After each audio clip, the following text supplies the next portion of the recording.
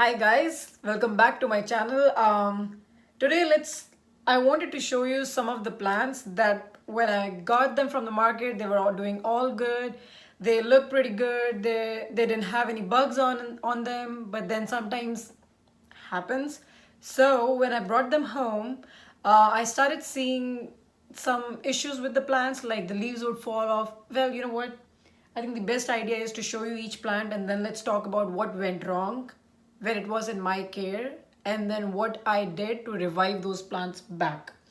So the first plant that we're going to talk about is this heart fern. It's a fern, so it was doomed to sink. But as you can so it was much fuller plant when I got it. I actually posted a picture of this online as well on Instagram, and then the leaves started to shrivel and eventually get brown, like the tips of this one, and then there was no new growth. So there were a couple of things that I was the couple of things that were very obvious that I was doing wrong. First of which was that I wasn't watering it at the right times. Like I would water it only when the leaves would shrivel, and so they don't like it apparently. Yeah, and then I wasn't misting them enough. I wasn't giving them not a lot of humidity. Like I know people talk about ferns as something that's very fussy, but they might be fussy, but then if you give them a little bit of love, like I know people say, oh, misting won't help that often, but for me it just works. So it's to each his own. For me it works, and after I started misting it and watering it at regular intervals, see what happened. I don't want the dirt to fall. So this is a new leaf. That's a new leaf. There is this, that's a new leaf, and there's another leaf on its way. So this plant is definitely happy and it's reciprocating back the love after I started misting it and watering it, trying to understand the water schedule of this plant rather than it's shriveling off. I water it by touching the soil more often and making sure it needs more water. And what I've seen so far is that so this one sits in a west facing window and I water it like every 2 to 3 days, I would say. I let it dry out, like till here, like an inch of soil, like how people tell you. And yeah, I don't see any root rot happening. I see a lot of new growth happening here. So yeah, I'm very happy with learning about this plant and helping it, not letting it die. The next plant is this guy. It's a zebra plant. It's a philandra. A lot of people say that's a very difficult plant.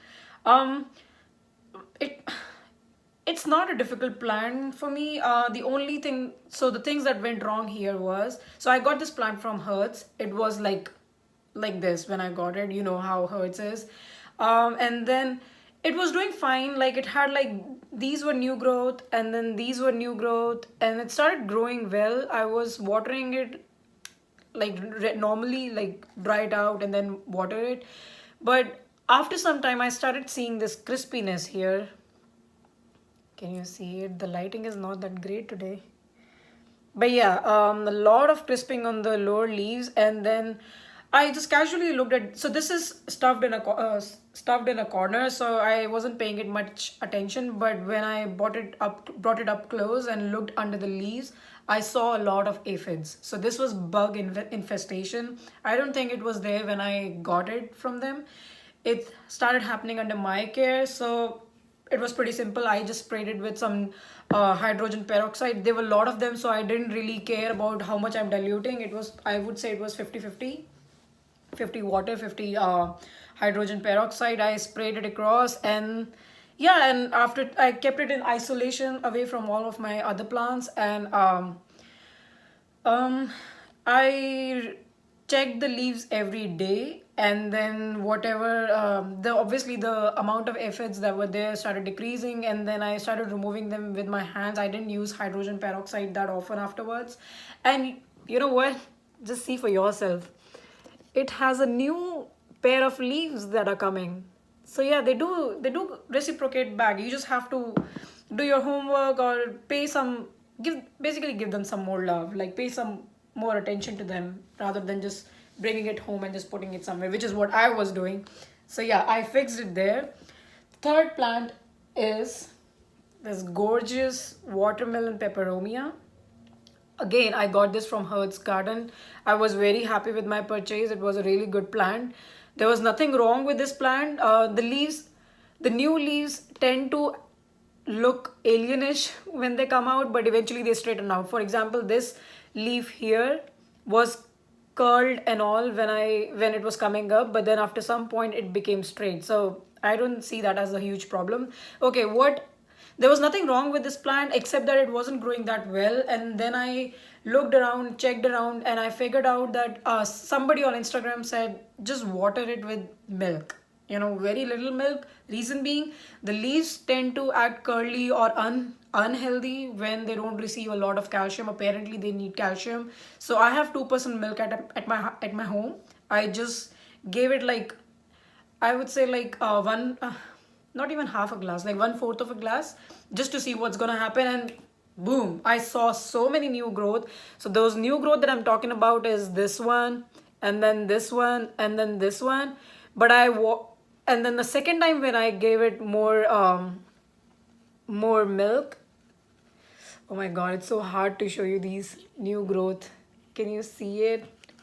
It's right here, this guy, and then there are two more hidden somewhere there. So yeah, this is what I did to get more growth out of my Watermelon Peperomia. If yours is also acting up like how mine was, try to give it little bit of milk, I would say, just to begin with, and then see what happens. Yeah. So the last plant, there wasn't anything wrong with this plant. Oh my, I love my rubber plant. So yeah, this plant, I got this at a flea market for $3. It was this big when I got it. So it was growing all good, but then at some point it just stopped, and I had it in a west facing window, I would say 5-6 feet away, and it wasn't getting a lot of sunlight. And I thought, for some reason in my mind, I had this notion that it doesn't need a lot of sunlight, but I believe I was wrong. And then the thing that I changed about this plant was to move it closer to the windows, west facing window, because that's the only window I have at home. And look at the new growth. Like, this leaf here is a new growth. This is another one that's coming up. That's another one that's opening up. So yeah, and the other thing that I did with this plant was to mist it more often. This needs humidity. You can't just put it in a dry spot. So I started just misting it. Again, misting worked for me. I misted it, and yeah, the leaves started popping up. Like, I have two more. I have like the variegated pink ruby, it's called. I have that rubber plant with me. Even that started opening up. And then I had this one. Then I have another, I think it's called Teleki. I have that one, and they're all perking up. So yeah, misting and moving it closer to the light really helped. So yeah, that's these are the 4 plants I wanted to talk about, like how I try to mend my mistakes and revive them back, or probably educate myself, do a little more homework than I should have done. Then I did, not should have, then I did. So yeah, thanks for watching my video, and yeah, I'll see you in the next one. Goodbye.